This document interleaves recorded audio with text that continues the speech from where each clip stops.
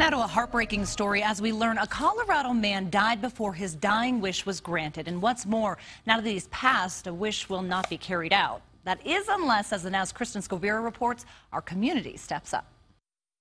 He actually cleared this off and put these bricks in here years ago before he got sick. Amy Visconti says her husband Al started building this garden years ago before he got sick in 2004. He had synovial sarcoma that originated in his leg, and then 5 years later it came back in his lung. After more than a decade battling the disease, the 44-year-old passed away this week, leaving behind Amy and their two sons, Nick and Joey. He loved being a dad and a husband, and made every day special, even when he was sick.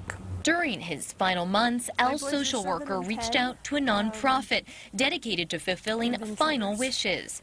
At first, the Visconti family talked about taking a trip, maybe to San Diego, but Al got too sick and decided to make a more down-to-earth request, a garden. He wanted something shady. He wanted a bench or two with a water feature.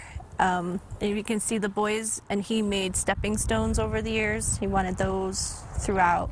Paperwork was signed and Al's wish was starting to take root, but then heartbreak. Signed the paperwork, and about 8 hours later he passed away.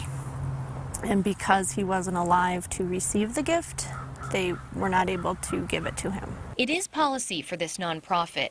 If the patient is incapable of appreciating the goods or services or activities related to the dream, the wish will no longer be granted. And while Amy says she understands, she's also not giving up on Al's wish.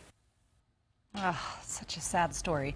Kristen here now, and you actually spoke to the nonprofit. That's right, Molly. I did, and they tell me they've never turned down a dreamer who met their criteria, but they do run solely on donations, and they say they need to keep the wishes available to the patients who can still enjoy them. But if you want to help Al's family, they've already started a GoFundMe page, and I have more information on our website, so we could still make that garden happen if we wanted to. Sounds good. Thanks, Kristen.